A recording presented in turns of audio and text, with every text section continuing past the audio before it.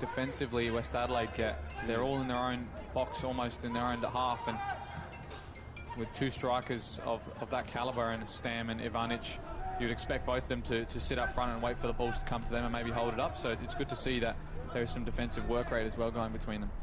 O'Neill having to go up against Luca Fabrizio, claiming that he was fouled by Fabrizio, but players let to go on. It's a poor ball there from Maxim Ivanic, who was trying to find Riley Stam.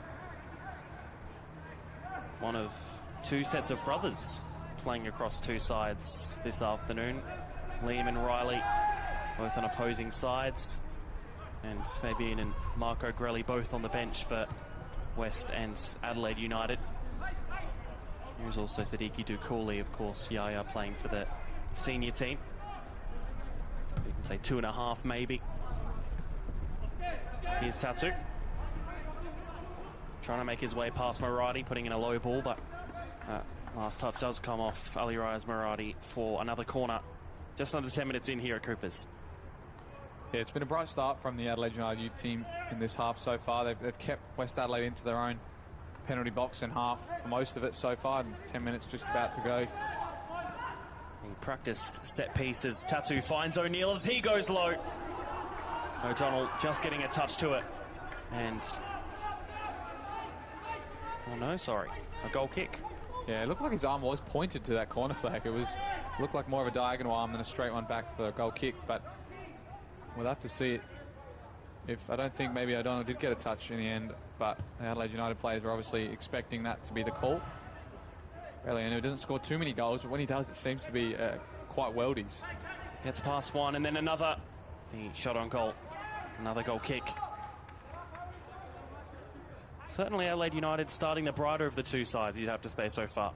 Yeah, definitely. I mean, they're making their passes stick in the middle of the park, and they're definitely trying to unleash their wide plays. You know this formation very well with Bailey O'Neill and Harry Crawford bombing down those wings, and of course you've got Tatu, Battistella and a couple of others like Garuccio who like to occupy those wide positions too. So they're always going to be pouncing on the defensive mistakes and in the middle to try and unleash these youngsters with a lot of pace, and at the moment they're really showing the better of the two sides so far. It was a very well won header having to leap, but now called in possession. West Adelaide trying to put that ball in through. Cox opting to clear. That's a poor header right into the path of Liam Stamp. Curling ball out for a throw for Amlani Tatu. Yeah, talking about Harry Crawford as well, we do see him playing at the right fullback more and more in the NPL over the last couple of seasons, and that looks like it's a position that they're trying to mould him into maybe for the A-League. I mean, most people probably would have expected a bit more appearances with Dylan Parias' long-term injury, but the performances of Jay Barnett there at right fullback has just led him to not be able to get into the team at the moment. But he's showing a lot of promise in this NPL team, and he's getting on the goal score sheet quite a lot as well, Crawford. So he's doing his like no changes by getting his form in this NPL team, and that's what a lot of these players have to keep doing as well. O'Neill finds Battistella, and he in turn finds the wide ball himself. The shot's going to come in here from Crawford. Goal kick. Sorry, corner. Yeah, that arm's a bit more diagonal by Brinkworth there, and it's going to be a corner for the home side here, Adelaide United. But again, they're just finding that width and finding the players out wide as well. A lot of those West Adelaide players are so worried about blocking the shot and getting a body in front of that central one, when as soon as it gets sprayed out wide, there's a lot of free space for that winger to attack into, and Crawford has been the beneficiary of that so far. Speaking of, Crawford is there as the option for the short corner. Don't know if it will go that way. At the front post, they're only just about as far as the penalty spot. Yeah, it's something you don't really see too often, Adelaide United actually going to whip in a dangerous delivery, an aerial threat as well. Very normally they go short from free kicks, from corners, from goal kicks even sometimes. So it was interesting they've done that. They've obviously got a bit tall timber in the squad these days with Kasumovic, Stanisic, and even some of the tall strikers as well. But with some of the aerial threats and expertise of these NPL teams they come up against, they really don't often go long or go aerially. Diego, his ball is mopped up and cleaned. Adelaide United now through Tattoo on the left. His second touch just failing him, and that will be a foul. And a free kick for West Adelaide. Yeah, you've got to say those two ins for West Adelaide as well tonight, this afternoon, sorry, in Castaneda and Fabrizio. That midfield pairing and the trio of De Oliveira and those two as well has got to be one of the strongest and toughest midfielders to come up against. I mean, all three of them are big bodies, very, very muscular as well, and tough for these young players for Adelaide United to get through, as you see Castaneda do well to find a turn and a pass that might find its way to Ivanic. Rodriguez was perhaps the first target there, the Chilean, but couldn't get the touch right. Stanisic across to Kasumovic, and now O'Neill. And the run in, if he wants to go for it. It's a sliding ball in there.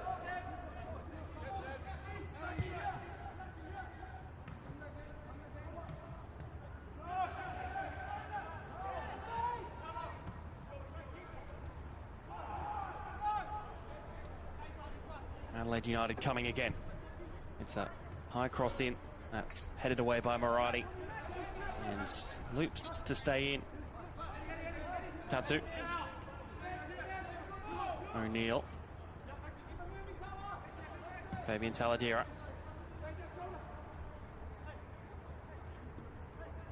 Not rushing too many attacks at the moment. Adelaide happy to take their time and wait for that killer ball.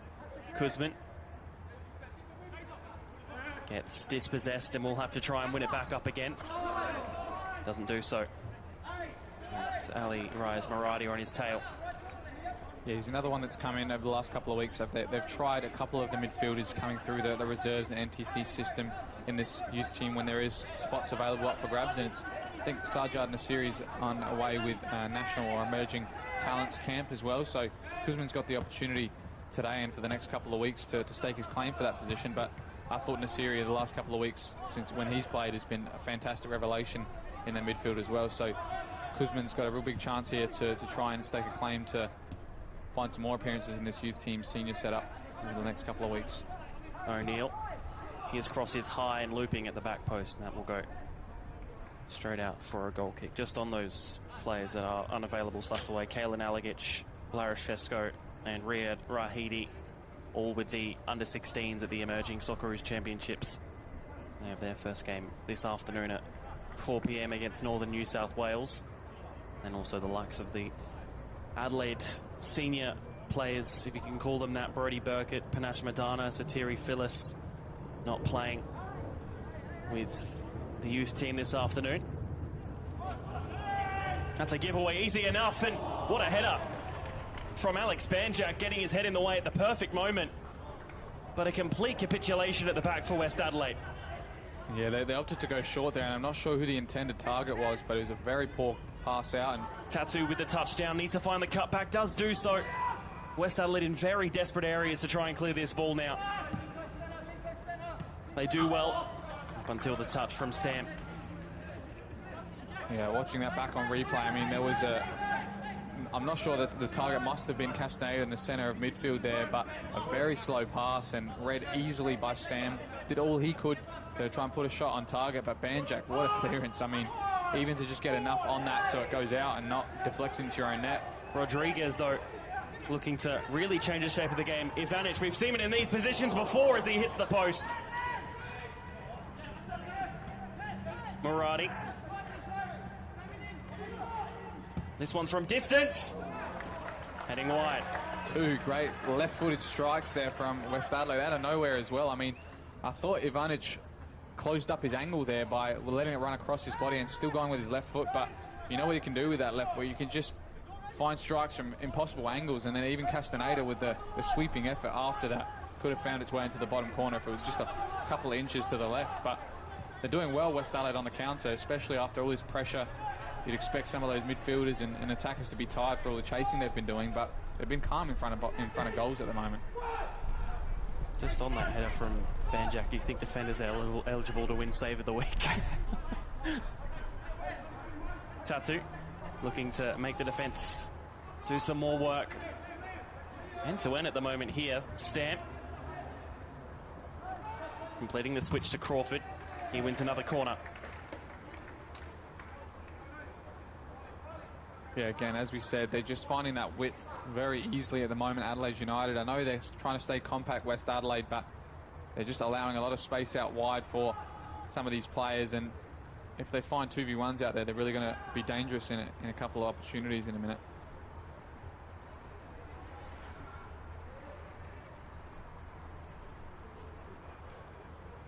Another set-piece opportunity where it looks like they may be...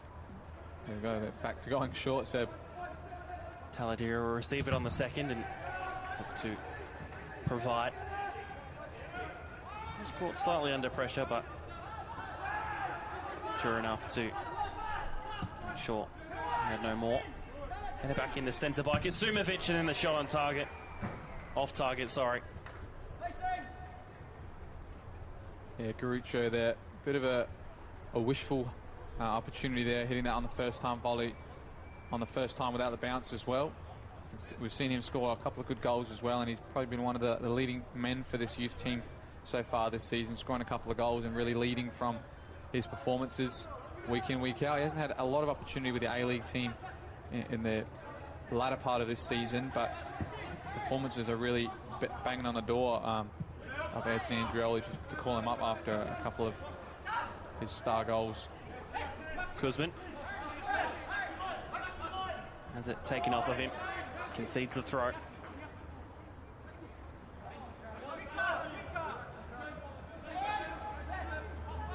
Banjak to O'Donnell, formerly a part of the Adelaide United youth team. Now Jackson O'Donnell at 29. Also with Croydon and Beergrad, Campbelltown and Metro. Very experienced goalkeeper. Ivanic putting in a nice ball for Stam, maybe a hint of offside, but won't matter in the end. Another good win there in the middle of the park by De Oliveira, though. I think these midfield of West Adelaide are really showing up to the game, coming up against a lot of difficult opposition in these midfield, very technical players, and they're really showing their imperial force with some of the duels they're winning at the moment. If they could just find that final pass to unleash some of these attackers, I think they'd be quite dangerous. West Adelaide, that's a better ball. Stam needing to beat Cox in a one-on-one. The United goalkeeper getting there first. Made his senior NPL debut here, did Riley Stam for the youth team in that first ever league match against Campbelltown back in early 2024, which they did lose 5-0 on that occasion. I think he had an offside goal as well. That was he missed out on as well, and that would have been one of his only goals for the youth team. He had an unfortunate year due to injuries and drop downs as well, and I'm sure he's hoping for a little bit better from his... Finding the cross, sorry Alessio. That's right, I was just about to say, I think he's hoping for a bit of a better opportunity for his brother now in the youth team. Another young talent, a striker as well, it seems. Seeing him do some good things as well so far in his first season here. And obviously he's had quite a few years in the youth team there as well at Adelaide United in the reserves and the NTC program. So he's had a good upbringing and scored a lot of goals in the youth system as well. So he's got the opportunity now, and especially with the limited drop downs you get these days from the Adelaide United team, because a lot of them are just keeping the base of that A-League squad, so he's got a real big chance to stake a claim. Cross comes in low. Yeah, since Riley Stam moving on from Para Hills in that outstanding Golden Boot winning season in 2023, has just found it hard to find his footing at both Adelaide United and also FK Beergrad. Last year only had the 2 league goals, but already 3 goals and 2 assists in 6 matches, ironically against a former teammate at FK Beergrad in Maxim Ivanic, just both at a new club, both shining, both as a unit and individually. Yeah, it just goes to show as well, being at FK Beergrad, there was a lot of players in and around him that were also looking for that striker start or looking for a winger position. Even Ivanic had to play on the wing on a number of occasions because of that, and now he's got his role as a dual 9 there with Stam as well. So maybe that's the difference. They've both been able to shine in their favoured roles, and they're at a club where maybe they don't have not less competition, but they are really the leading person for that role. They don't have players always making a stake for that role as well. Ivanic was trying to play through Stam again, and Stan claiming to have been fouled by Vinko Stanisic, and Stanisic telling Stam very quickly to get back up. Yeah, I thought he had a chance there if he could stay on his feet, Stan. That ball was played at excellent pace for him to go onto it. Tatu unable to touch that ball. Instead it was Maradi trying to keep it in, but Intone only makes it go further out. Quarter of the way through this one, 0-0 between Adelaide United and West Adelaide in the final match of round 7 of the men's RAANPL South Australia. Chat to a local who backed you and your team. It's better to be a member with RAA. Yeah, that quarter of the way through, 23 minutes now on the One World LED and Sportal System scoreboard for all your indoor and outdoor digital display solutions. Yeah, about halfway through this first half, and not a lot of action for the goalkeepers to make. Obviously hitting the upright before Ivanic, and then a goal cleared off the line by Banjak. But as we were talking about prior to the kickoff today, West Adelaide seem to be a team that concedes most of their goals in the first half, and later on in games they look to close up shop and even score some themselves. So they keep a clean sheet going into this half. I think they'll be happy.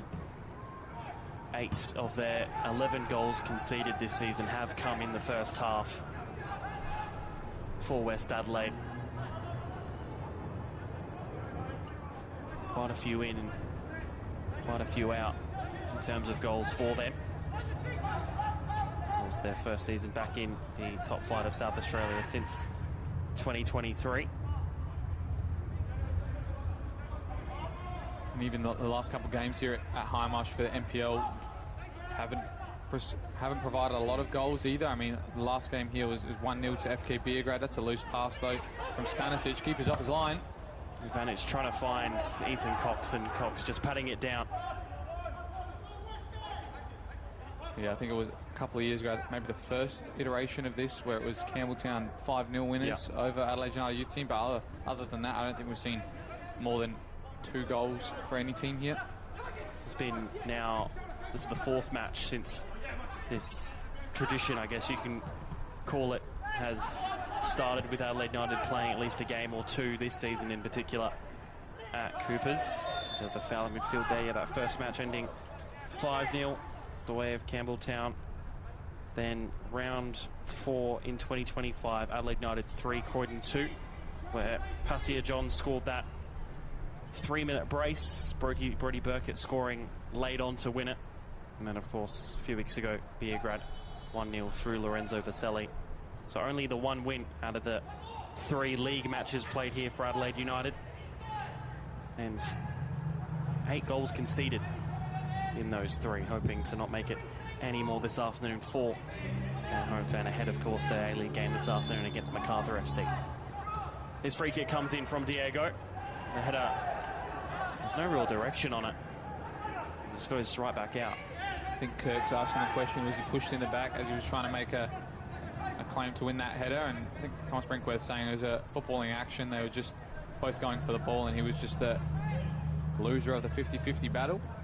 Of course, Dion Kirk, I think, has had some experience playing here at Hindmarsh for Campbelltown in the grand final a couple of years ago, many years ago now. I think it was 2019 and probably prior to that as well. But one of the only players out here for at least West Adelaide who had some experience playing on this pitch before. A little bit of afters here. Quickly sorted out by Tom Brinkworth.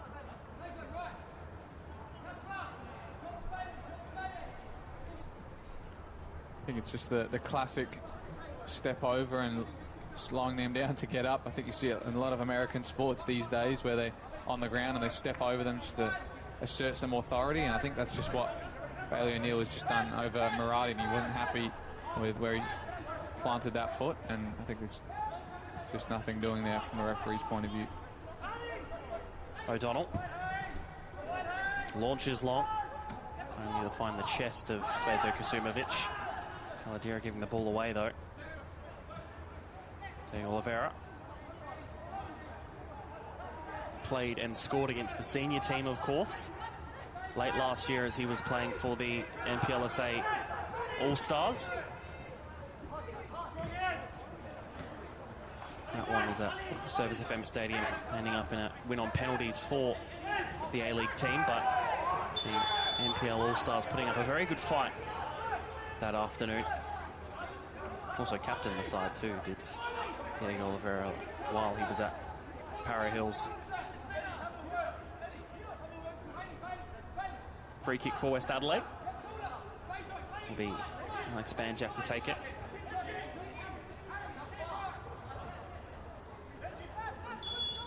Very cool afternoon here in Adelaide, about 24 degrees. A few clouds. Didn't actually check if it's going to be raining or not. It rained a little bit this morning, but not too sure if we're going to get any during match play. Alrighty with this throw right down the line. Back heel. Yeah, strong but fair collision. You'd hope there's no rain. I mean, this is the last A-League game here at High Marsh later on, so we might be seeing a few more make their way inside in the second half, ready for that A-League game afterwards, and hoping for a decent crowd here as well. I mean, potential for an A-League finals game here later on, if things go correctly in the last couple of games, and a couple go our way as well, but hopefully I think it'd be better to have no rain and a good spectacle here as well for a massive game in terms of the A-League. And of course the possibility, depending on the status of Heidelberg United's Asian Champions League football on the line as well, possibly for Adelaide United, the senior team. Battistella on the right wing. Finds it short for Crawford. Taking himself right to the line and crossing it back in directly towards the penalty spot. Tatu shaping up on the edge of the box. Ends up in a corner. Yeah, I'm not sure about that. We'll have a look at this on replay, where the deflection may have came from De Oliveira on this back. But I think, yeah, if you were asking the question there, but again, across on the right side from Crawford was probably not his best of deliveries, but the clearance there from Castaneda wasn't the best of his clearances either, and Tatu had the space to shape and shoot and face the goal and just couldn't keep his effort down.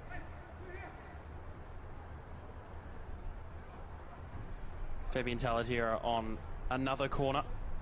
And this one definitely would not be going short by the looks of things, unless there's somebody making a run from the near post, but a bit of a scuffle in the middle of the box to deal with first. But again, 15 minutes going into the second half here. I think Adelaide United have been the better of the two sides. They haven't created too many clear-cut chances, but they have the lion's share of possession, that's for sure. Corner will now be allowed to be taken. It's not a bad one. Kasumovic getting the header down, but not enough towards goal. Battistella momentarily dropping deep. Tatu. Nice footwork up against Maradi. Tatu putting in the cross, but a bit too much on that one. Crawford having to chase down to keep it in play. He's taken a deflection in favour of Liam Stam.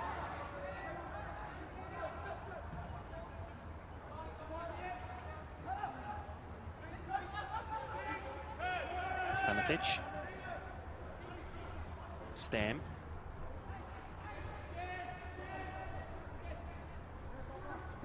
Able to get past one. Looking for the ball back, and another cutback looking for United. And another corner, half an hour in. Yeah, some good football on that far side. A little triangle between Stam, Garuccio and Crawford. Really playing with the West Adelaide back line and trying to create that cut opportunity. And it was a great pass there from Garuccio, splitting the lines in between the centre-back and the full-back to find Crawford there. Again, his delivery, looking for a cutback this time. But I think that's probably one thing that they've got to improve on in the second half, Adelaide United. They've had a lot of opportunities to put crosses in, cutbacks, and either they haven't had the numbers in the box or they haven't had the accuracy to find those players. And I think that's just what's letting them down in the final third at the moment. That one at the front post, stepping onto the roof of the net for a consecutive corner. I think Liam Stan there with a small argument with the referee, asking for he's being held while he's trying to make the header, and maybe should be a foul there, but I think There's nothing that soft that will be given at this point of the action. Another possible short corner. As Garuccio comes within close proximity, but will go right back out as the corner whips in towards the front post. Falls to the edge for Battistella. And then again a second time needing to be cleared. O'Neill trying to find Crawford. Falls nicely here for Garuccio. Goes himself, does Garuccio. And a nice finish. Just over half an hour in from Joey Garuccio, as he gets his second for the season and puts the Reds 1-0 up here at Coopers. Yeah, another player with history here at Coopers Stadium, scoring in NPL games in the past as well. And what a finish. I mean, you could tell by the West Adelaide players, no one wanted to touch him. He just kept driving into the box, creating an angle for him to shoot. Got it on that favoured left foot, and he just fired at him from close range. I think it might have been a near post, but great dribbling from him there. Great cut, and then just smashed in past Jackson O'Donnell.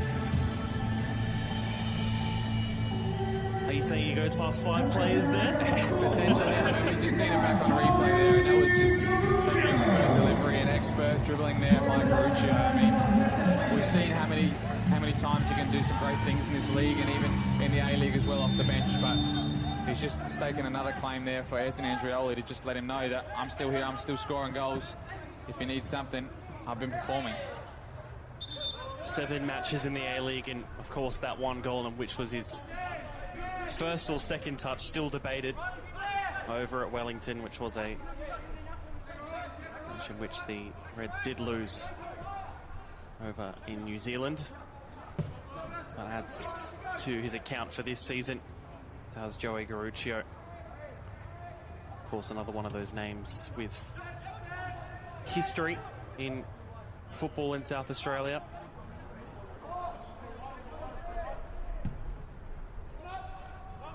Cox, long over the top for Tatu. Gets the first touchdown and the finish just wide.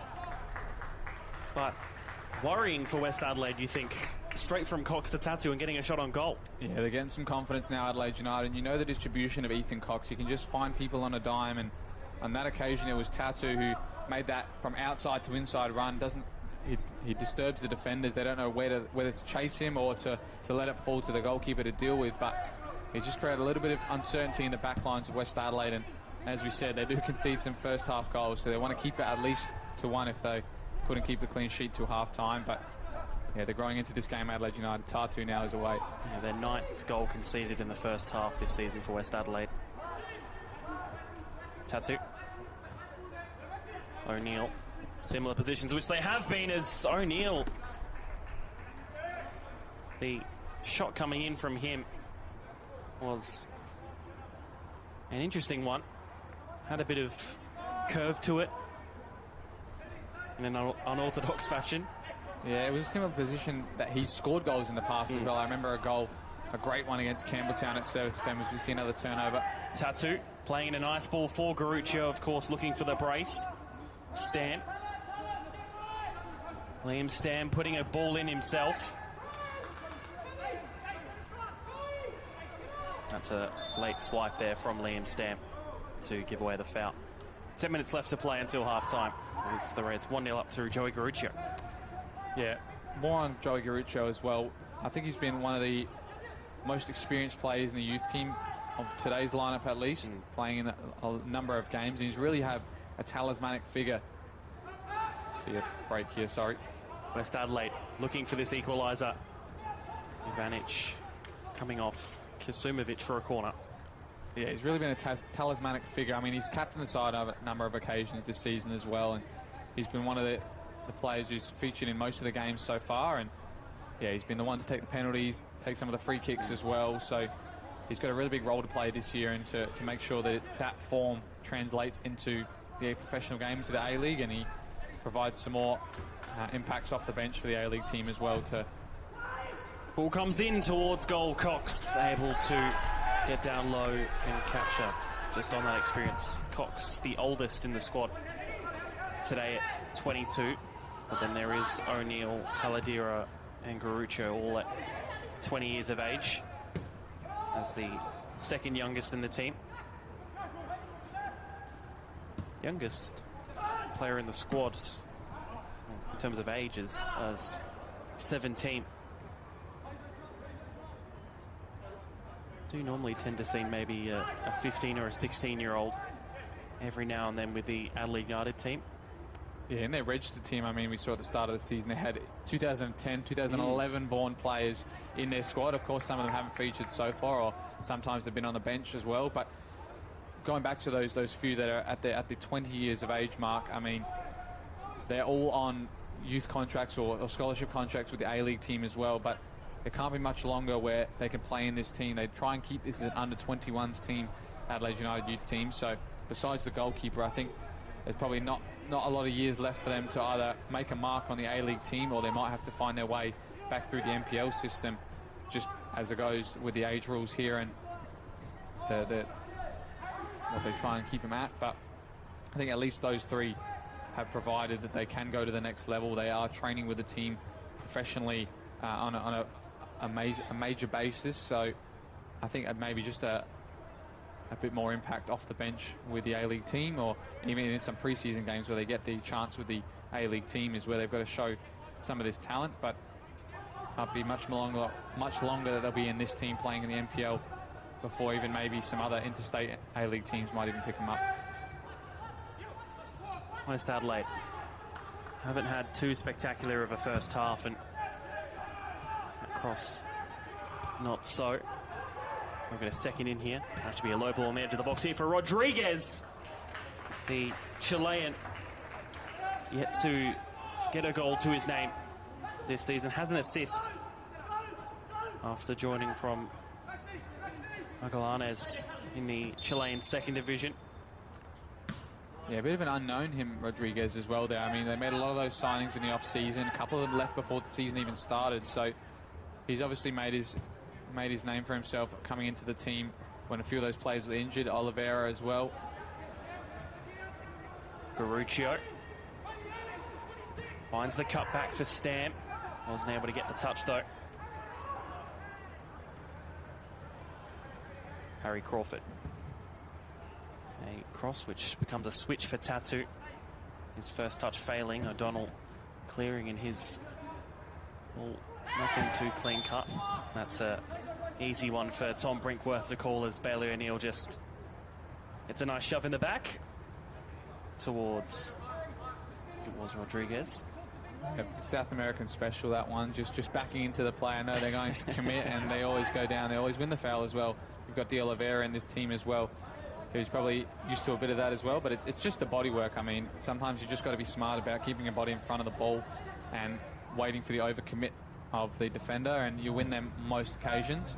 I think there's a couple of our players in our league who are very good at that as well. Alex Mullen, one to note, and even in the state leagues as well. Ali Akil, I've noticed for Adelaide Olympic, really loves that step over into the defender and putting his body in front to win some fouls. So really like to see that from a couple of the imports. Taladera went to both the Under-20 Asian Cup and Under-20 World Cup. The World Cup, he played 4 matches of both against Italy and Cuba. To Fabian Taladera.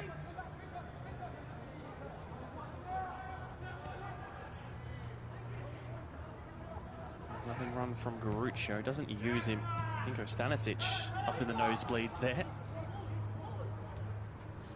From centre back, O'Neill. Was he fouled there by Castaneda? No. Bailey O'Neill getting a booking. Yeah, well, I'm very surprised with that. We'll have a look at that one back on replay. I do think there was a leg left in there by Castaneda. I mean, maybe he was buying it, and he's one that is not South American, so maybe he can't be the one to stake a claim for a foul like that.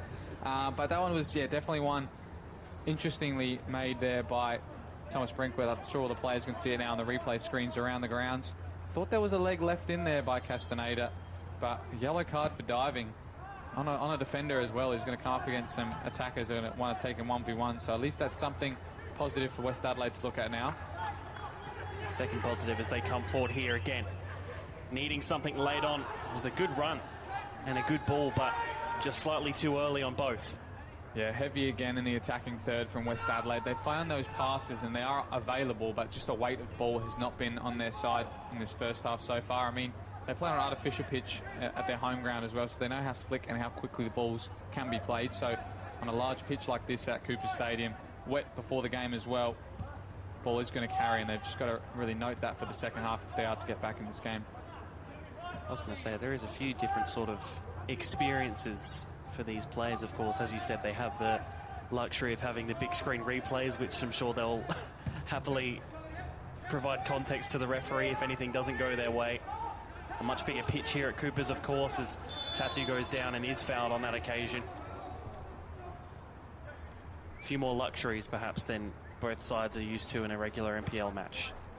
Yeah, I mean, some of these replays, you only see them at cup semi-finals, cup finals, or grand finals as well. So West Adelaide would know that from playing in the grand final last year in State League 1 and in other years as well. But in terms of seeing yourself back on the replay, I mean, if you're scoring at Cooper Stadium, that's got to be a major memory to keep, and you'd probably be seeing them look at the replay of them scoring if they do in fact do that. But for the Adelaide United players, they know that this is just the tricks of the trade and what they're hoping to do at the next level as well in the A-League at this venue. Crawford and Kuzman. Crawford will look to go direct, looking for that top right.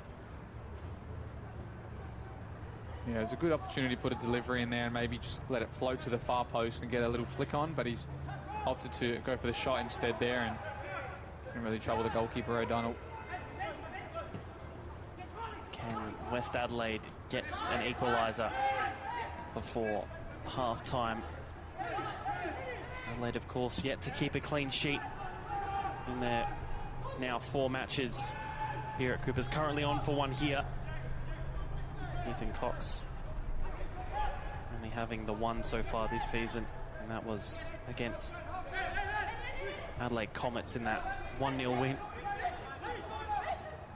Yeah, not many chances in that game. I commentated that one, and he probably was quite lucky to keep a clean sheet. I think Comets had a... Marati putting in the cross. Stam winning the header.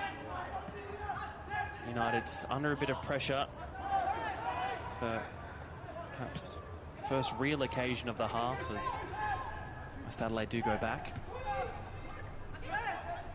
Now West Adelaide under pressure, trying to play the ball forward. Nice work in the middle there by De Oliveira and Castaneda getting out of that press from Adelaide United. Here's Wall White. Leaves Adelaide United with a 2-on-1. Adestella was looking to go for himself and decided to leave Liam Stamp on a run of his own. Yeah, wrong decision, I think, there. He was away there, Liam Stamp, ahead of his defender as well, and he had the room to run into as well. Adestella was trying to go all himself there and just got tangled up with a few too many defenders. I'm sure that's one he'd like to see again. Into additional time here as ball is contested in that midfield. Fairly entertaining first half, you'd have to say, Alessio. Plenty of opportunities for both sides, but more so and deserving the leader, Adelaide United, you'd have to say. Yeah, I agree. I mean, they've been having the most of the possession, Adelaide United, and really been creating a couple of chances out wide. To see another one go here, but for West Adelaide, I think they've held their own in the midfield there. That midfield three that they've brought in today. Crawford. His touch with a bit too much on it. That midfield three they brought in today have really provided their worth and probably shown the coach why they have brought him in and what the reason is for that. They've really held their own there, and I think that they're still in this game, West Adelaide. I mean, they've yet to really involve Riley Stam as much as I think they would have hoped. Ivanic has gotten the ball a little bit, but he's just been not getting the chances besides that one that struck the post on target. But otherwise, I think they're well in this game, and keeping it only at 1 at half-time, I think is going to provide a lot for in the second half. Joe Garuccio, the sole goal scorer at the 33rd minute. Scored once here before in the NPL in that 3-2 win against Croydon. As we look at the half-time stats, 12 shots, 3 on target for Adelaide United, 6 and 4 for West Adelaide. Plenty of corners and only the one booking for Bailey O'Neill as we head to the half-time break. School holidays are almost here. Our Kickstart and Game Ready clinics are back these holidays. They are the perfect chance for boys and girls aged 4 to 5 to 14 to stay active, make new friends and build their skills through fun and engaging sessions. Do not miss out. Spots are filling fast as we have a look at some of the results from the past rounds. I signed my child up. Well, this is probably second time, I reckon. Last year we did it as well. I thought it'd be good for her to get out and be active because she loves playing soccer. It's just great to get the kids out, especially off the iPads and stuff like that as well. She's made new friends, and I'd definitely recommend it to other people. So you just enjoy the game and just enjoy playing with other kids, yeah.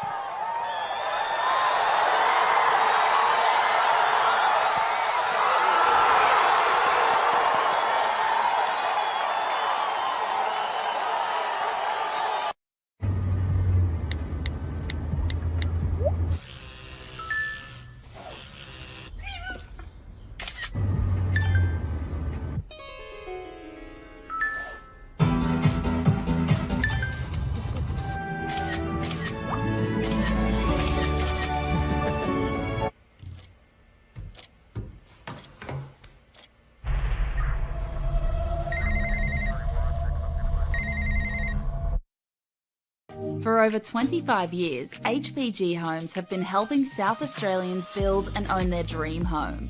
Whether it's a house and land package, custom build or development, our HPG fixed price guarantee ensures no nasty surprises or price changes along the way. We're committed to quality, affordability and creating a way of life for you and your family. Fixed price turnkey. It's gotta be HPG. HPG Homes. At Service FM, we know every workplace is different. Every challenge is unique. That's why we personalise our services to our customers' different needs across different industries. From medical to mining and manufacturing, hospitality to healthcare, commercial to defence. So when you need to create a better work environment, you need Service FM.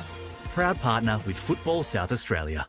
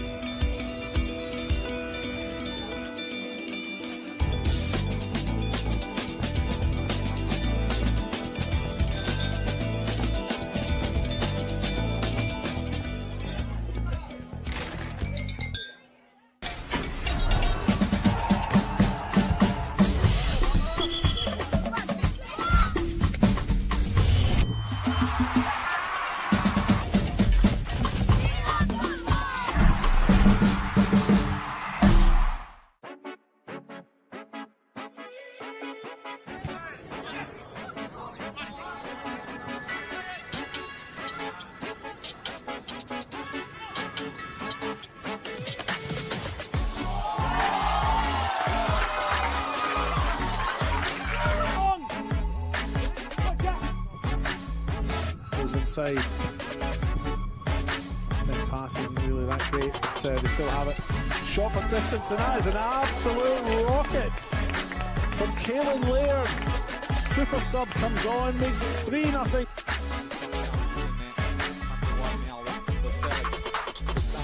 Cutting inside, has to strike. Hussein! That's an unbelievable goal, Abu Hussein, for his first to the club.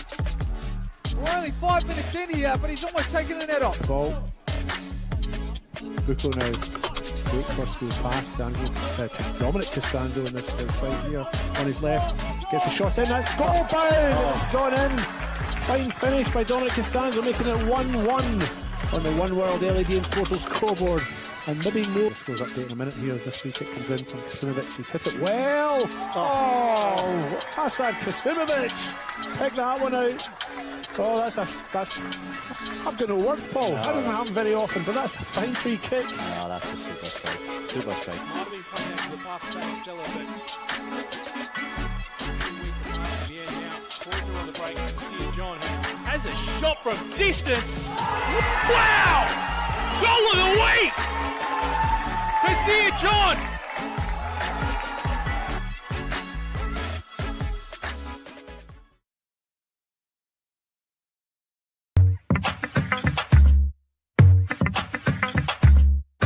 One of the best signs that we know when it is a positive experience is when children keep coming back.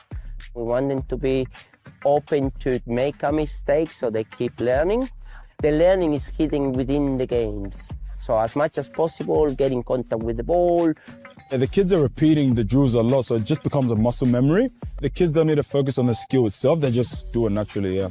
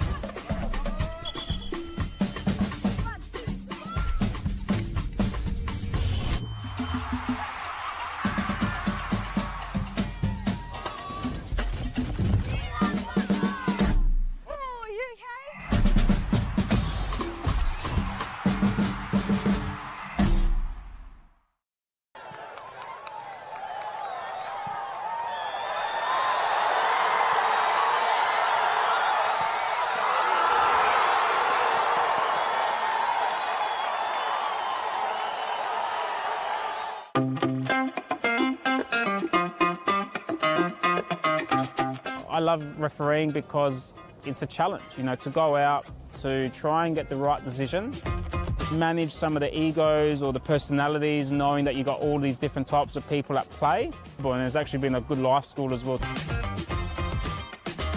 I started refereeing junior games on the Sunday. I was playing in senior football on the Saturday, so I felt like, you know, making some money. I think I was a decent player back then.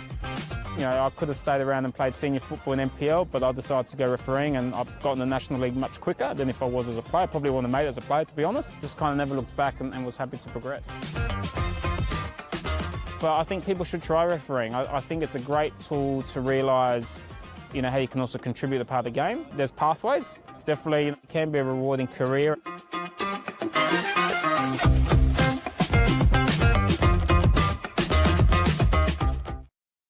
For over 25 years, HPG Homes have been helping South Australians build and own their dream home. Whether it's a house and land package, custom build or development, our HPG fixed price guarantee ensures no nasty surprises or price changes along the way.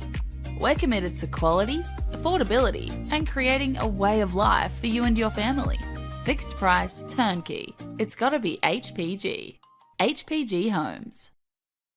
Adelaide wakes up with 5AA, David Penberthy and Will Goodings, Tom Wren for sport, Jade Robran on the scene as it happens, Jess Adamson with the news that matters to Adelaide. Breakfast with David and Will, bringing together the names you trust with everything you need to know to start your day. Always live, always local and only on 5AA. Always Adelaide.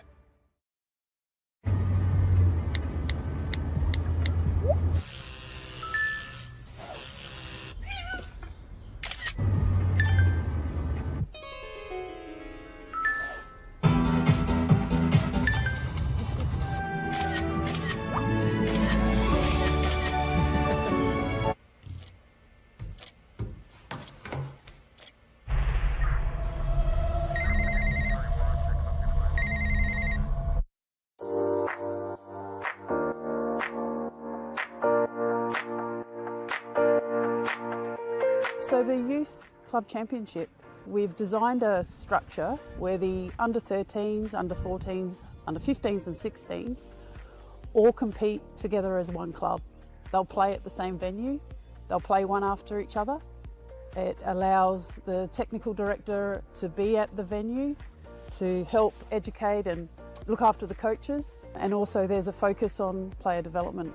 Players are now knowing where they are at and the pathway to follow each year. If they continue with the YCC, they should be in a position where they can go into senior football. It's a lot clearer around the steps they need to take to keep tracking as a player. We've created an additional YCC training session or seminar night. All the players involved had the opportunity to do an extra additional skills session development plan, and we had Adrian Stanter coming in to talk about how to become a more professional player from a younger age. The fact that as a club we are investing heavily in the juniors to ensure that we're putting those tools in place that the YCC is wanting from us, that's certainly bringing around some benefits to the club and to junior development across the board. Everyone's trying to obtain points for their club, but also with a strong focus on how do we create a competition where players can play against like players.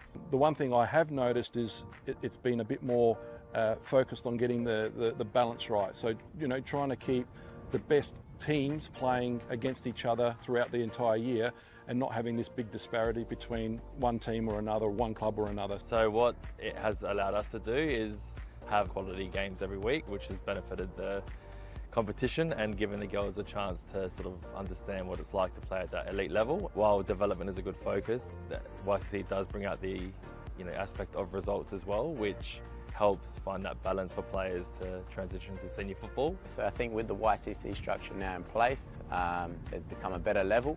And with a better level, there's been higher intensity within our sessions, and that's allowed for greater development in terms of a player, technically, tactically, and that's given them the best chance to keep improving their game. Yeah, look, I think there's certainly brought around a lot of excitement to the club on YCC Day.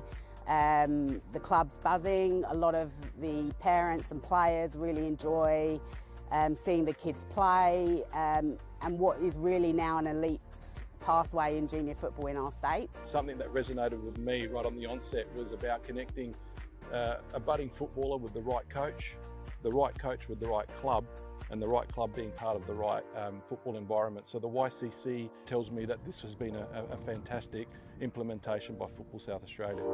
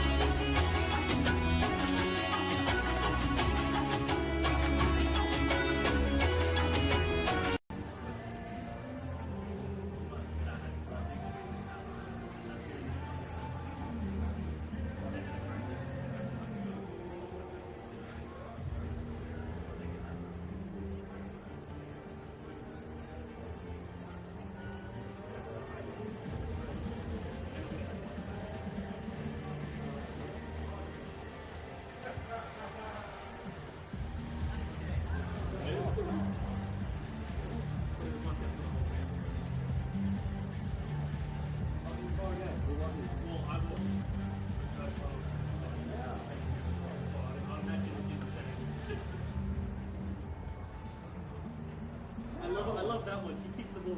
Okay.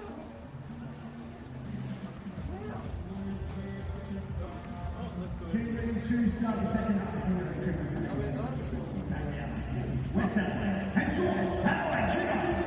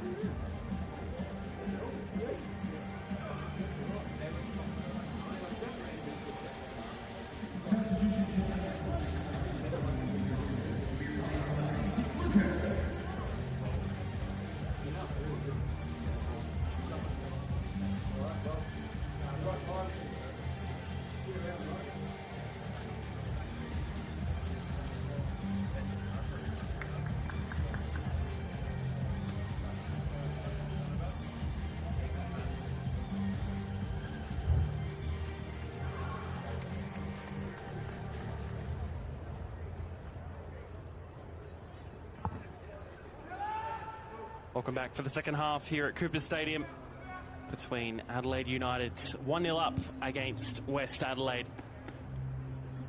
The Reds to kick us off. Through the first half goal scorer in Joey Garuccio. Tom Brinkworth blowing his whistle and underway for the second 45. And commentator Seb O'Neill joins alongside Alessio Croce. The one change for Adelaide United, Luke Hurst coming on for his second match of the season.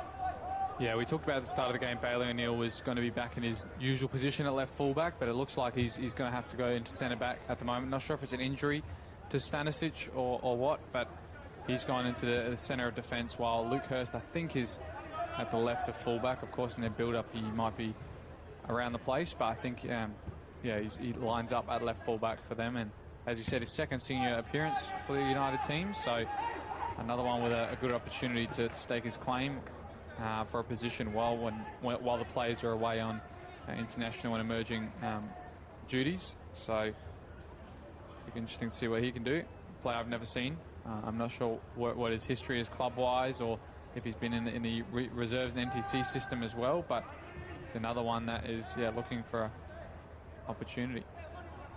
A junior of Cumberland United is Luke Hurst. Played mainly all his football with the under-18s Football SA side, as Crawford puts in a ball in, and that's a good save from O'Donnell just to finish off on Hurst. Yeah, Cumberland United junior played 11 matches and scored 1 goal for the NTC under-18s, and just the 2 reserves matches last year, so catapulted into first-team football, really.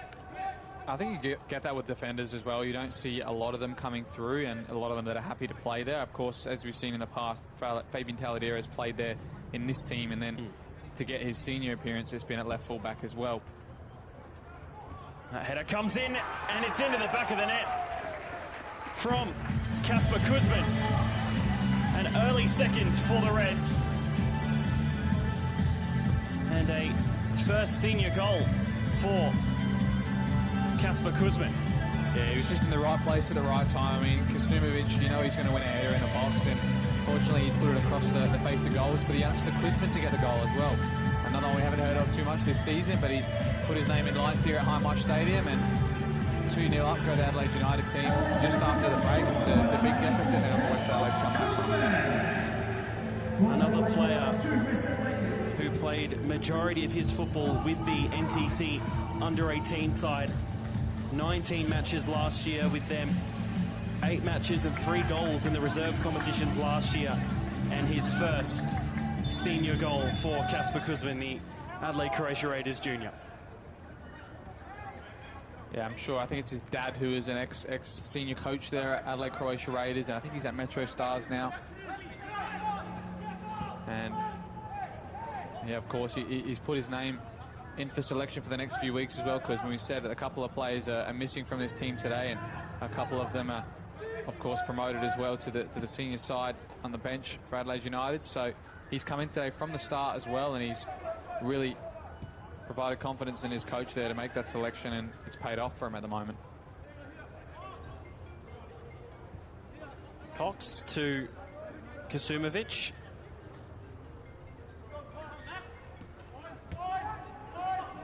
We'll go back to Ethan Cox, another former Croatia Raiders junior, also of Salisbury United. Is Ethan Cox now at 22 years of age.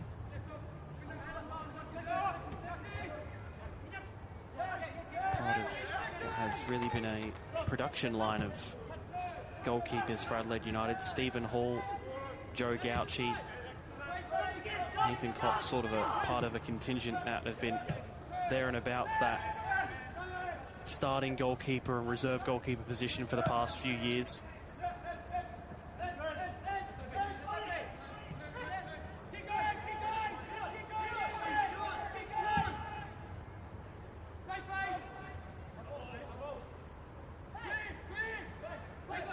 Volsky just pushed off the ball there by Crawford as Sumovic goes back with the ball. Kirk. Talking about the weather just before in the first half, we might see some rain, but it looks like it's quite sunny out there at the moment, and not sure how hot that is on the pitch. We're away from Jackson O'Donnell, very risky there against Tattoo.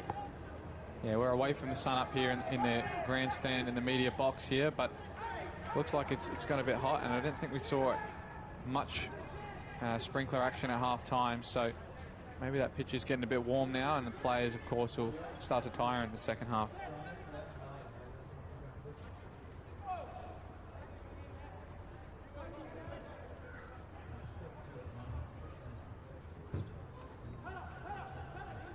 This one might be a long throw for West Adelaide.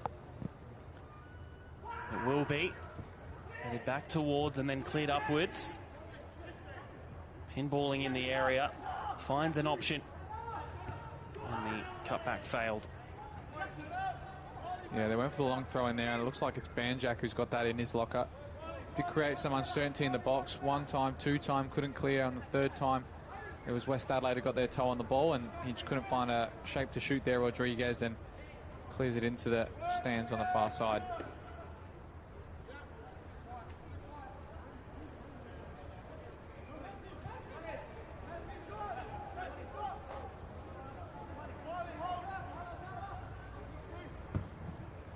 Long from Cox.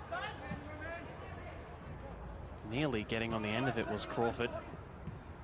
Not for Dobrovolsky. Back by Castaneda.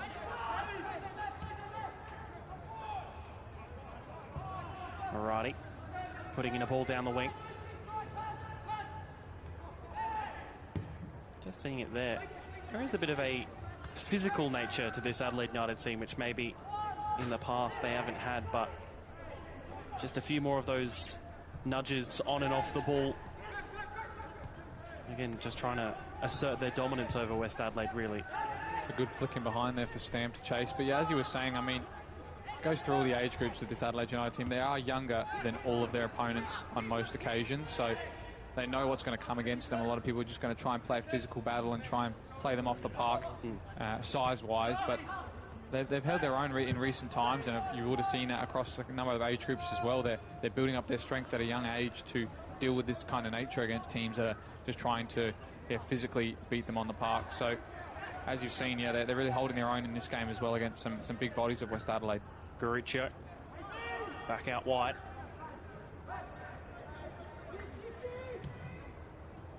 Tattoo on the tight angle.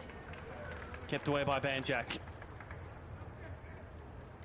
We'll get a corner out of it. Yeah, tough one to take on the left foot there from Alani Tatu. The defender followed him all the way as well. Didn't have a lot of angle to shoot there. It was getting tighter and tighter as he let that ball roll across his body. But again, getting in good spaces and a great pick out there in the middle of the park as well.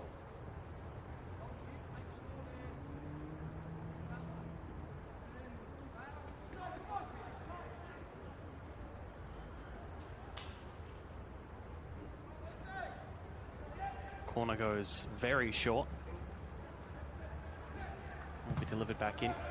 Comes off.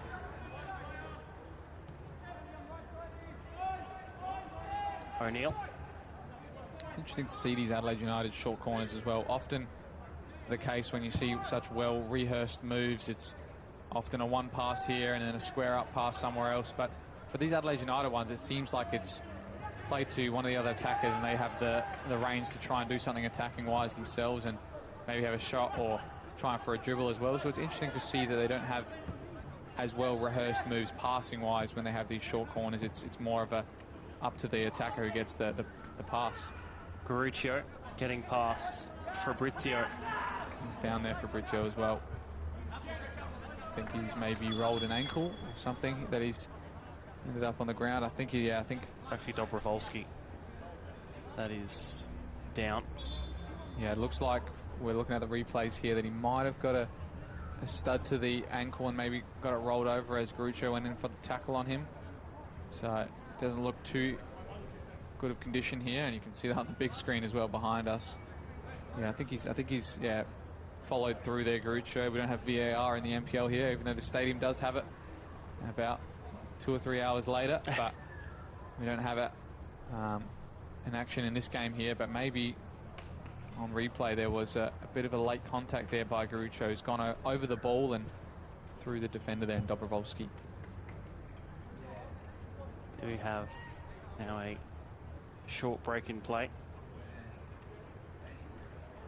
We'll just have a look at the results from the past weekend. On Friday night, Croydon perhaps surprisingly beating West Torrens Burkalla 4-2. Playford away at Adelaide Comets beating them 2-1 yesterday. Campbelltown 5-0 over Para Hills. Sturt Lions beating Adelaide City 1-0. A big shock there at Corinna.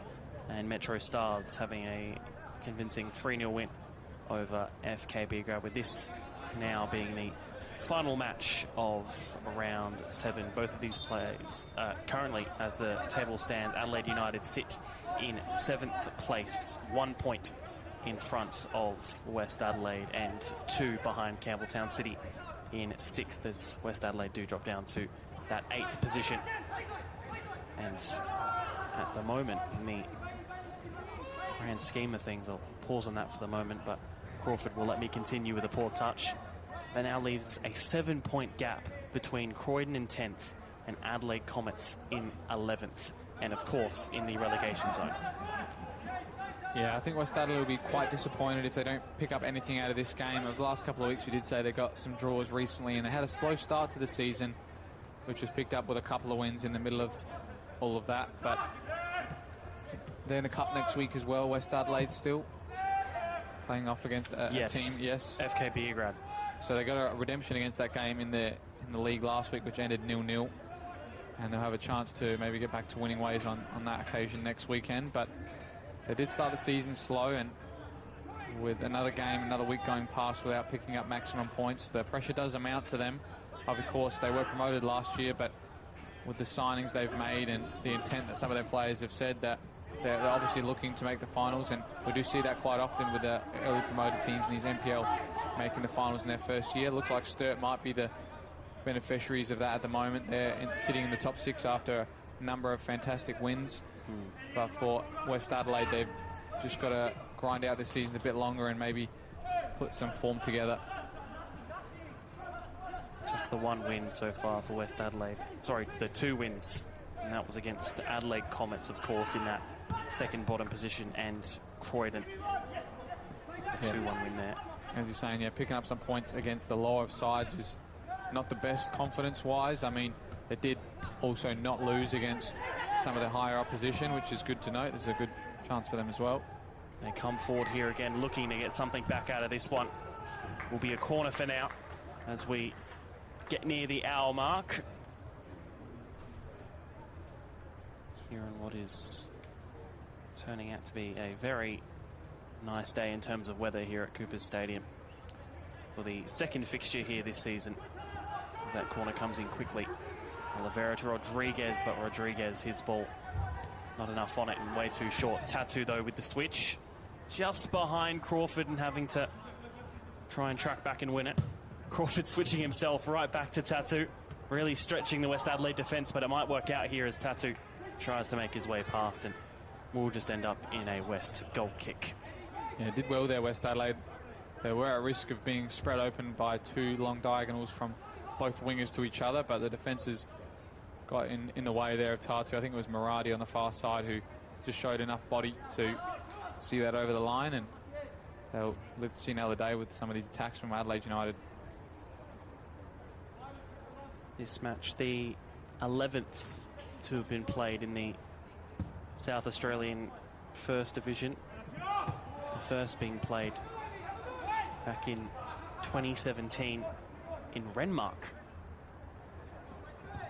Another different venue. Interestingly enough, actually, while going through the history of these two sides, 10 matches played in the NPL.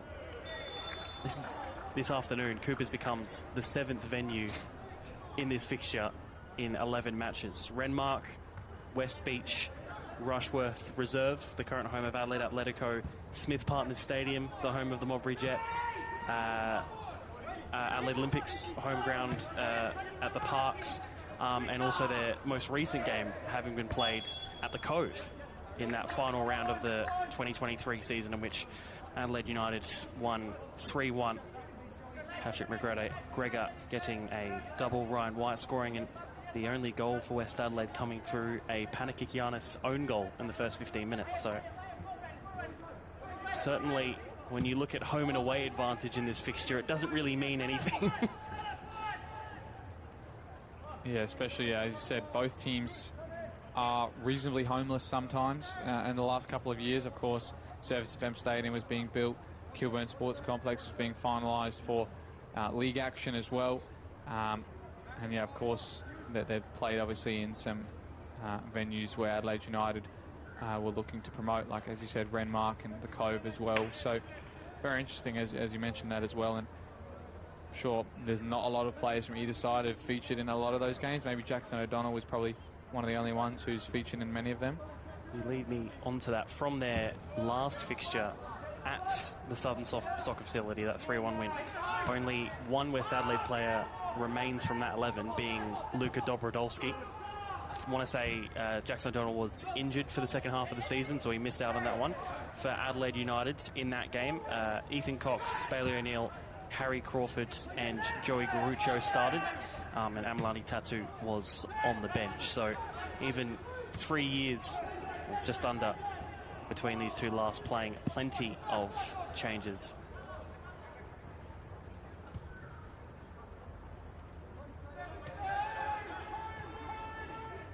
Bailey O'Neill. Tatu. Yet to really make his mark here at Coopers, but here comes Amalani Tatu! Right on cue. Amalani Tatu. Just past the hour. Getting a third for the Reds. And maybe just perhaps stealing the match in the 3 points for the youth side. Yeah, you could see it was a giveaway there from West Adelaide as they made the header there. Murati into the danger zone. Adelaide United played it back first time on the occasion. A 3v3 at the back there for West Adelaide. Amalani Tatu with a good chop onto his left to create the space for the strike. Took out 2 West Adelaide players in that move, and then just cross keeper. That's what you do. Bottom right corner, and it's 3-0 to the home side here, Adelaide United. And I think West Adelaide are probably out of this game now with half an hour to go.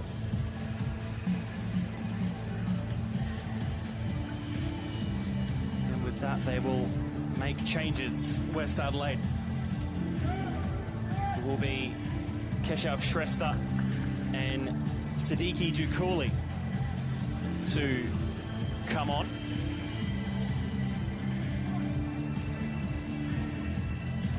That will be in place of Itanaki Rodriguez and Eduardo Castaneda. Looks like they were going for it now, West Adelaide. I mean, that's 2 midfielders off and what looks like 2 attackers on. Stress plays in the midfield sometimes, but Dukuli, we know, is definitely a winger, and he's definitely going to be one to try and attack the game and try and get something out of this at least. Of course, it's great to see, as we said, another brother combination. His brother will be playing later tonight here for Adelaide United's A-League side, but it's good to see him as well feel the atmosphere of Cooper Stadium. Yeah, just on Siddiqui Dukuli. Only this match now, his second ever senior NPL match, joined from the Adelaide United reserve side last year, where he had 8 goals in 20 matches. Also part of the Western Sydney Wanderers youth team as well there, Siddiqui Dukuli, the last couple of seasons there. MacArthur as well as Croydon as a junior. And Keshav Shrestha, another joining from Para Hills Knights, and also formerly of the Adelaide United youth team. Only the 2 goals in 12 for Shrestha. Only started twice for Para Hills after just surviving relegation last year for the Knights. Yeah, very talented player as well. I remember very vividly the Adelaide United youth team system, playing a lot in the NPL in the first team there as well. I'm sure he's trained on a bunch of times with the A-League team too, and he's still young. I'm fairly sure, yeah, he's 23 still, and he was part of that previous year that had the likes of Bressan, Falco, Kabidi, Yengi, and names of that ilk, and See another giveaway here from Banjack. Adelaide United could be on for a fourth here through Alex Battistella. The save from O'Donnell keeps it low.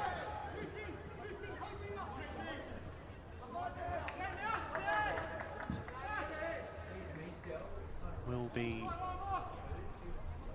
a throw. Yeah, no changes just yet in this second half from Adelaide United, but 3-0 up, and a couple of the players looking for a goal themselves. Battistella now looking to try and get his name on the score sheet. I'm sure Riley Stam as well. Liam Stam is trying to get his as well, with the attacking trio of Adelaide United forwards all looking to get confident now. Here's Garucho looking for some skills on the far right, but the confidence is really oozing from this Adelaide United team. They haven't been up this much in any games this season so far, Seb, so I think they're really going to be able to try and play with some freedom, and obviously they think the result may be sealed up already, and now they can try and play some simple football. As it stands, their biggest result of the season so far. West Adelaide's now biggest loss of the season so far as well. Crawford's taking this throw right down the line and right out for a goal kick.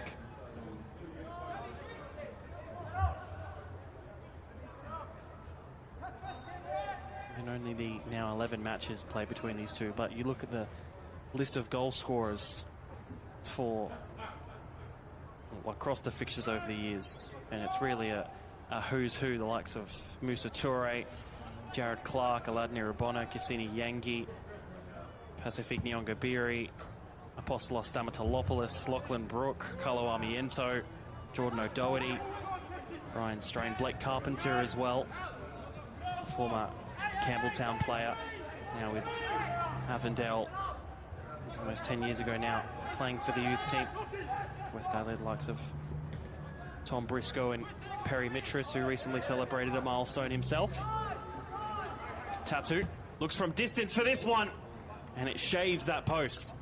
Yeah, it was a great opportunity there on his left foot. We've just seen him score one before, and he's had quite a few in this second half, actually, on that left foot, have a strike, and that one was low and hard into the bottom corner, aiming for it, and just went past the post, as you said. But throw taken quickly, but not allowed, and will come back. She will be a yellow card, a second of the match. Yeah, Harry Crawford picks that one up. It looks like Strethel was trying to take a free kick, throw-in, early there, and Crawford was trying to stop him doing that, and we got in his way, and he maybe gave him a shove after he threw it, in fact, and he'll pick up a yellow. So I think it's Bailey O'Neill and Crawford now on bookings for Adelaide United youth team. 2 in the back 4 is something that West Adelaide should be trying to target and trying to take them 1v1, because they know they've got to be light-footed now and not give anything more away. It looks like maybe we're seeing some substitutions ready for Adelaide United, maybe mitigating that risk as well.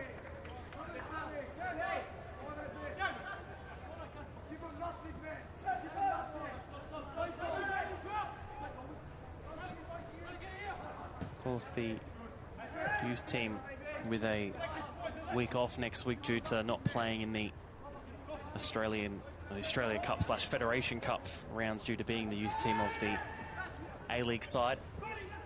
As we mentioned, West Adelaide with FK Beergrad at home in the Cup next week. But after that, in league action, Adelaide United against Sturt Lions up at Corinna, and then West Adelaide at home to the Metro Stars, both of those on the 2nd of May. And the league football returns. Plenty of cup action next week across the Australia Cup preliminary rounds and also the WNPL WSL Cup. All continuing.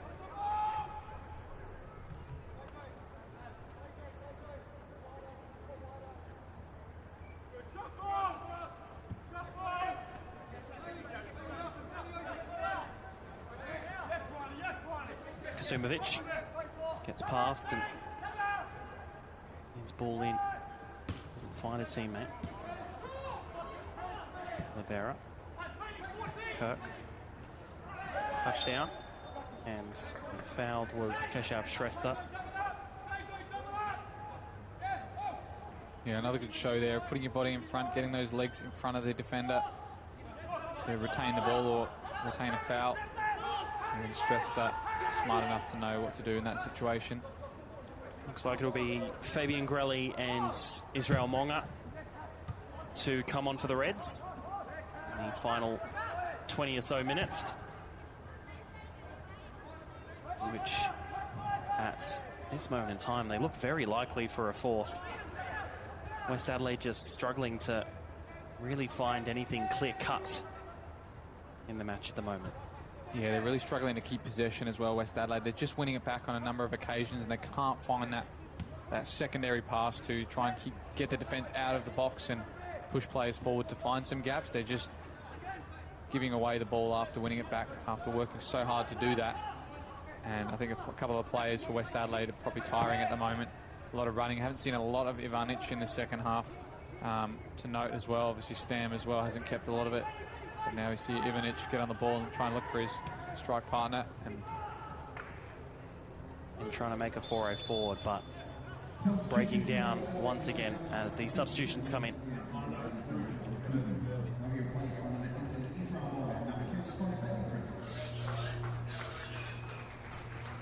Looks like it's Liam Stam's going to make way, and maybe Kuzman on the far side. I think so. So the second goal scorer of the day, Kasper Kuzman, of course, scoring on the 48th minute mark from the corner, knotted down by Fazo Kasumovic. And now, as you say, Grelli and Monga will come on. And it looks like Monga is playing up front, Seb. I'm not sure if you have much history about him, but I thought he was a defender. Correct. That's what I have him listed down as, and has played either as a defender or a number 6 in that defensive midfield. Joined from Goulburn Valley Suns in the VPL 2 as Ethan Cox has a loose one here. Adelaide United trying to keep away for now. Ivanic just lurking. Able to get rid of, but yeah, just Ongmonga joining from VPL 2, which is the equivalent, I guess, of State League 2. Yeah, it's the third division there in Melbourne, yeah. Yeah, sorry. Yeah, it would be. So an interesting signing for Adelaide United. Yeah, well, he was a hot talent. I mean, Goulburn Valley Suns have produced a number of young players. I think both the Koals came from there as well. And they've got a very nice youth team there, providing a lot of opportunities for youngsters in the first grade as well. So it's another one that's come through. I think he's only 18 years of age, so he's got a bit of experience playing there in senior football in that league. And obviously he had enough talent for Western United to pick him up as well. Of course, that didn't work out. Stam trying to get one back, Riley Stam, but the flag goes up.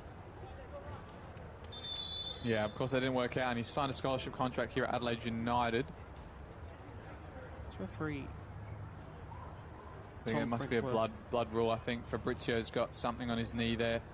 Referee's not happy to continue with play until he gets that bandaged up. Yeah, his left knee. Quite a big cut, to be fair. Momentarily down to 10. So yeah, it'd be interesting to see Monga up front here. I mean, I'm sure he's come to Adelaide United looking to try and push for that right back role or defensive roles in the A-League setup. Hasn't panned out for him just like that so far, and hasn't really panned out for him in the NPL team either. Haven't making a lot of starts, or most of his appearances have been off the bench, in fact. So only the one start for Monga so far in this NPL season. But of course he can make a name for himself if he can do something up front here for Adelaide United late in this game. I mean, they had no goals from Batistella so far, none from Liam Stam either. So if he's the one to break the deadlock, then he might keep that role for a number of weeks. Garuccio.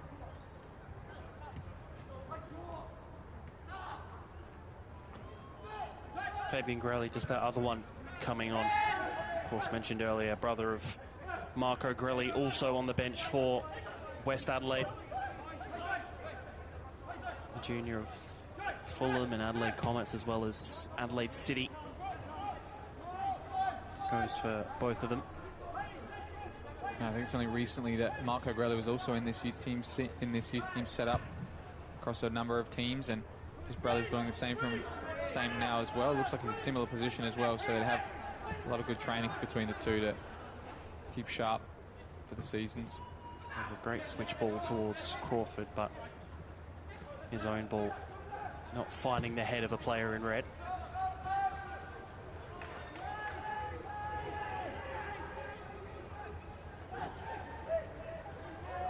Gets past Tattoo. That's a nice ball for Ivanic. Might look for one more. Instead shapes up on his own.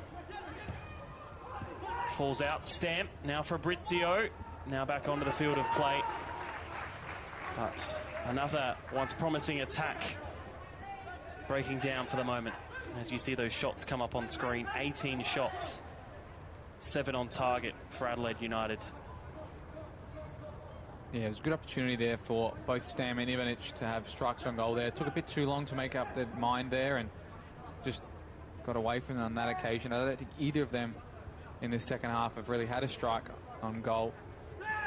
But a lot of work, hard work between them to even get the ball back on the first occasion. That back line of Adelaide United keep the possession so well. So probably about 10-15 minutes or 5-10 minutes in between touches from them in the forward line of West Adelaide.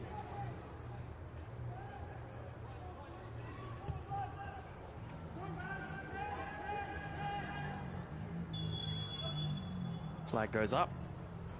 Final 50 minutes to be played in this one. Final match of round 7 in the men's RAANPL South Australia. Chat to a local who backs you and your team. It's better to be a member with RAA. 77 minutes played on the One Mobility and Sportal System scoreboard for all your indoor and outdoor digital display solutions. Adelaide United very much with a controlled lead and don't look likely to let it slip, barring complete disaster. Crawford. Their joint Youth Player of the Year award last year alongside Ryan White. Was Harry Crawford. Ryan White, of course, now very much a regular and a starter for the A-League men's side. Interception from Crawford here. Look to find the ball in, gets it low. That's a well-placed ball. Miscommunication, but nearly falling in for Garuccio as he was looking for that far post. Bouncing out for the corner. Yeah, it looked like Battistella wanted to shape and shoot there. Amlani Tatu would have wanted a touch as well. Someone on the top of the box as well was looking for it too, but a bit of miscommunication, and then fell to Garuccio, had a good strike on goal, was deflected out, and Crawford didn't make an attempt for it as he was in offside position. But again, Adelaide United are getting confident in front of goals. They have the numbers in the box as well to make the chances, but just at the moment I think they're just all on top of each other's toes there to try and get a goal for themselves.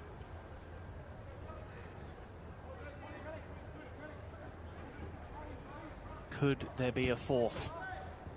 Not with that corner. Yeah, again, we've talked numerous times in this game about the set pieces of Adelaide United. They did make one work that went long into the box for that Kuzman goal, but otherwise a lot of these short set pieces, or even that one just there, have really amounted to nothing, or amounted to a block shot that just puts them further down the field. So for them to not put these balls into the box and create some havoc in the box is an interesting tactic from the youth team there.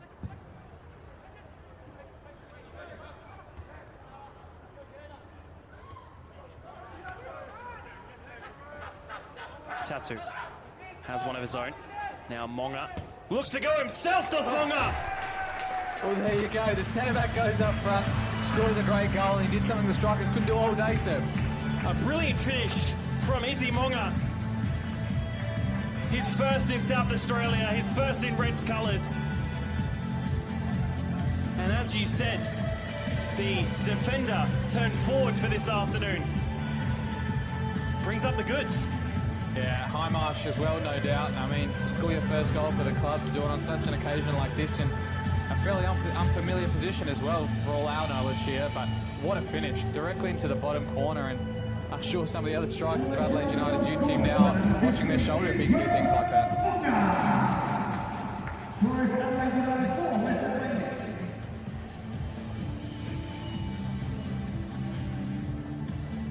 A junior of Wodonga Ha, another who has gone to those then National Youth Championships.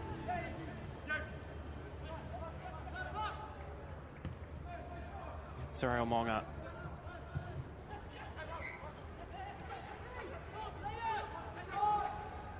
Paid off his coaching dividends there for giving him the opportunity to go up front. Maybe he's shown something in training, or maybe he's asked for if he's got some more opportunities if it's in another position, and he's really paid his coach off well there with that great goal. And you could hear him calling for that ball a mile away as well. You could hear him calling Amlani Tatu to play him in behind there. He wants to strike, and I thought he might have even crossed from that angle, but...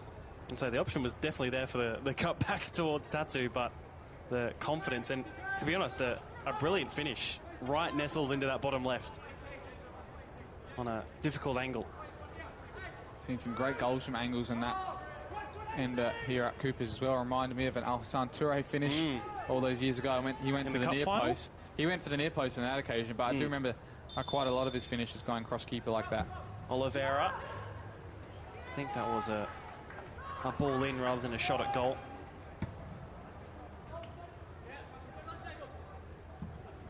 Tatu looking to really pile it on. You can hear Monga again calling for the ball there every time. Tats, he wants that one. Now it's Garuccio who's going to drive into the box. Finds it in the middle. This could be the fifth. A good stop by Jackson O'Donnell. I think there was Young Hurst as well in the box there, all the way from left fullback. He's made his way into the box, and now everyone's a piece of the cake because all the defenders are going in there as well, and another good opportunity created there by the work of Tatu and Garuccio. But as we said, this is the largest lead Adelaide United have had this season, and probably over the last couple of seasons they haven't had many results where they're this much in front. Of course, there was a famous one a couple of years ago you called where they were 4-0 up against Para Hills. But I think today's game is going a different way than that one did. That corner, an interesting one. Back in by Taladera. Finds the header only away.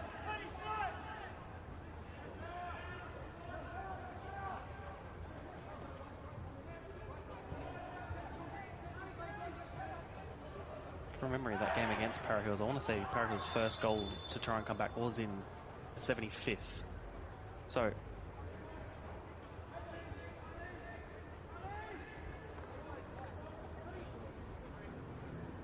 it's a free kick here, I think. Yeah, it looks like Muradi gave that one away. He hasn't had the best of days here, Muradi. I think there was a couple of goals on his side and from giveaways from him as well.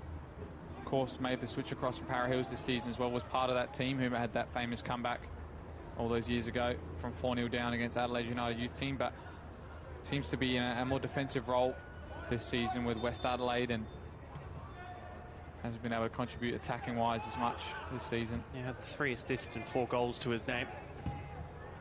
That shot goes over and into the lower bowl here at Cooper Stadium.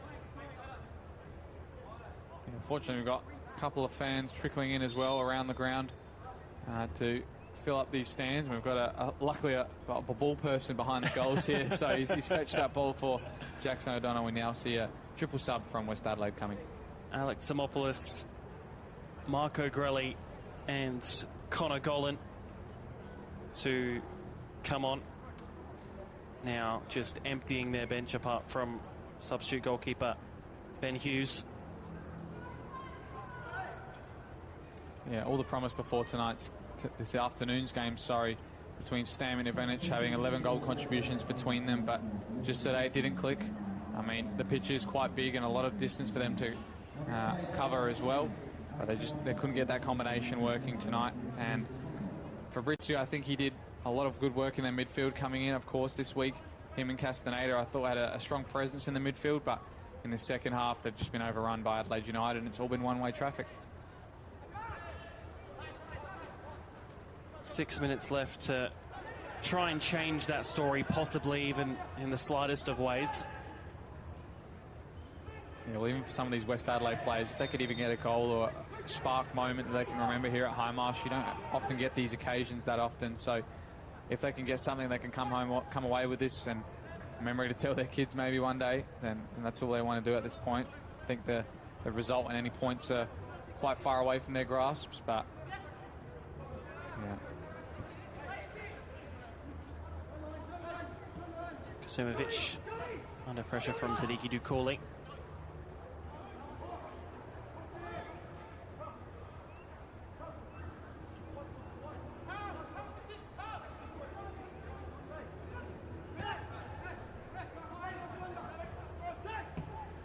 Garuccio with a loose ball. Could this be one back for West Adelaide? Right up against Ethan Cox, not taking any risk. Dukuli. Grelly now. And being gifted an opportunity, they still can't make it count, unfortunately, West Adelaide. Yeah, it's the story of the day. I mean, they were just gifted one, the same as how Liam Stan was gifted one in the first half, and they just couldn't make any opportunity there to create the goal. I mean, Strester was under a lot of pressure there, 1v1 with the goalkeeper of such a large frame like Ethan Cox, but he was trying to look for a square ball for someone to tap in, and Sadiki Dukuli just couldn't get it past the deflection in the back line, and that's the story of the day for West Adelaide. Haven't made the connections properly up front and really haven't had the luck in front of goals either.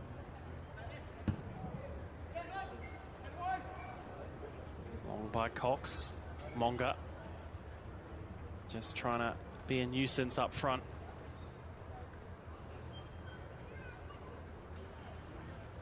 He has been that nuisance so far since he's come on. I mean, not even just his frame and his composure on the ball. I think even just his vocal work. I mean, almost every time an Adelaide United player has it, you can hear him screaming for the ball, wanting it at his feet. And that's maybe the good old-fashioned target man number 9 role that he's playing at the moment. Just knows he can hold off the defenders and knows he can get it to feet under pressure with a good touch. And that's his role since he's come on.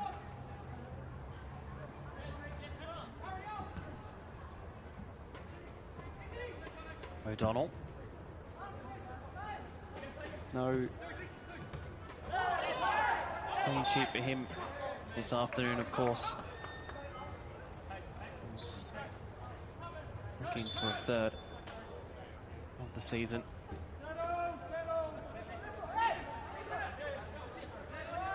Adelaide United still with a few possible subs to bring on.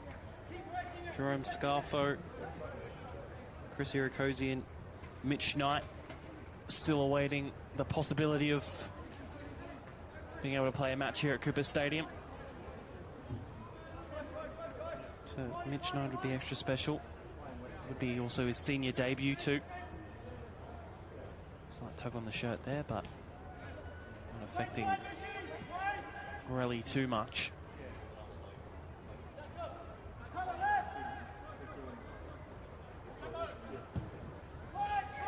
Looks wide, does O'Donnell. Headed away by Fabian Grelly.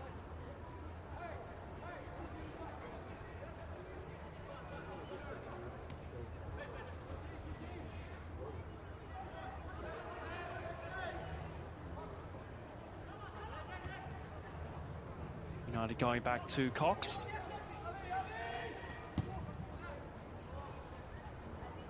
That one will go out of play.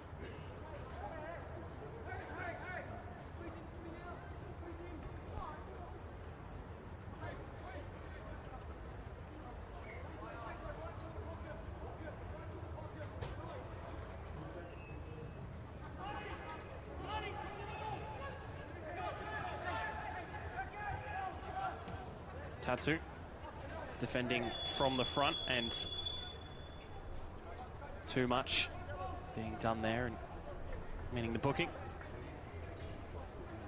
Yeah, again, just turning into danger. West Adelaide, they haven't helped themselves today in terms of the attacking threat they've made. I mean, sometimes they haven't found the pass, but oftentimes they've turned into danger and lost the ball in defensive situations. There was another one there, Dion Kirk getting it from the throw-in and turning into the pressure of Amlani Tatu, and they'll have another opportunity from a set piece here. Garuccio will take, and maybe they'll look to deliver. Can they put the cherry on top, Adelaide? Monga. On the edge of the box here, being unselfish. Tatu will look for it. That shot comes in. Defended. Just kept in play. Tatu again trying to turn his marker, and doing so eventually, looking to do it a second time, and fouled, and a free kick being given away in another decent position for Adelaide as we tick into the final 30 seconds of normal time here in Hindmarsh. Yeah, that's been the difference between the two sides there. You see Amlani Tatu, he's creative and he's looking to take people on, and he turns into the danger, but he's got the body work and the touch to avoid the challenge and even break through 2 or 3 players. For West Adelaide, they seem to run into that block and give away the ball and straight on the counter. So they just seem to be a bit more tidy with their work and keeping the ball, Adelaide United, and that's been what's happened all day.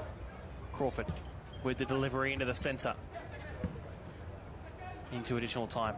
23 shots and 10 on target for Adelaide United. 7 and 4 for West Adelaide.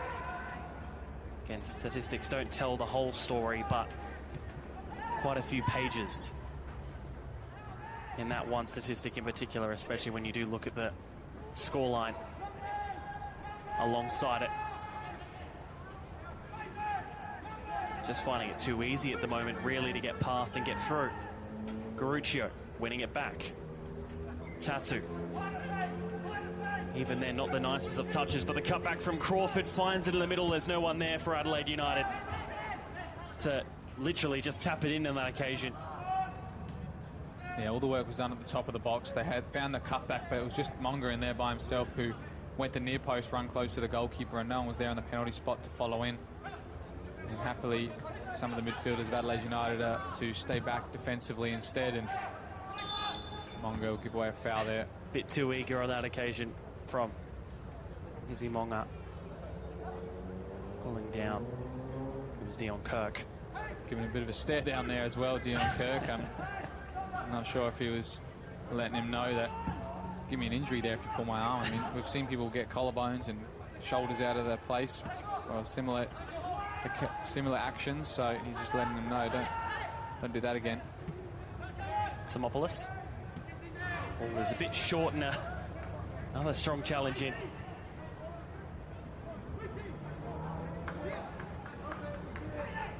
Going back to his defensive capabilities there, Monga throwing his body about, and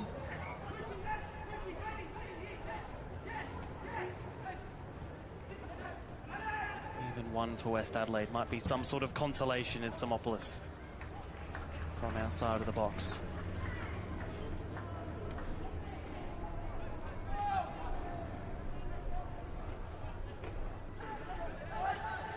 Overall, Alessio, as we head towards full-time, your thoughts on the match? Yeah, I mean, as we said in the past, the other game here, Adelaide United really didn't show the best of themselves, losing 1-0 to FK Beograd, but tonight they've shown a great showing of themselves, the best they've had all season, and a very good confidence booster for some of these young players as well, who've dealt with a lot of late comebacks, late draws in the past, haven't been able to pick up all 3 points, and I think it's been a great occasion here for some of these youngsters. Great win for them.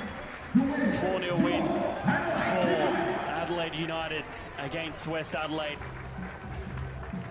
Unbeaten since round 2, in which they lost to Sturt 4-3. That's another 4 goals. That is the undoing of them this afternoon. Garuccio in the first half, and then Kuzman just after the break with Tatu, and then substitute Izzy Monga from defender to forward coming on to complete the goal scoring for the afternoon.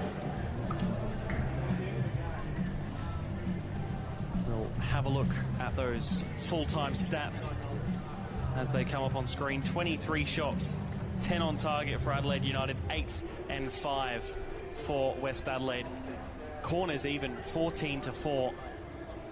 Just shows the dominance that this young side had this afternoon. Yeah, even 13 fouls from West Adelaide there, and you can see they just couldn't deal with these youngsters today. I mean, they showed up on the big occasion in front of probably a lot of scouts here watching for the A-League game later on as well. So they put a good showing out there, Adelaide United youth team, and we saw the best of what they can produce with some goals from a lot of talented youngsters that are looking to make the next step up as well. So a great win for them, and yeah, a very dominant one again against the West Adelaide team, who are looking to try and pick up some points over the next couple of weeks. They had a slow start, and now they're falling into another pit of misfortune where they've just lost a couple of games, lost a couple of leads as well, and in this one they were just nowhere near. Just seeing there your final wrap-up of the results from this round. Croydon and Burkalla playing on Friday night, winning 4-2 there. Sturt with a 1-0 win over Adelaide City yesterday. And then this afternoon, Adelaide United 4-0 winners over West Adelaide. It's been a pleasure to have your company for this midday kickoff. I've been Seb O'Neill, joined alongside Alessio Croce. Pleasure to have you alongside me once again. Thanks for having me here as well. It's been a pleasure for both of us to have our first game here at Harmarsh Stadium as commentators. It's been a great spectacle as well. Great pitch to call over and a great setting as well. Fantastic day here in Adelaide. Absolutely. Thank you for joining us. Full-time score here at Coopers Stadium. Adelaide United 4, West Adelaide 0.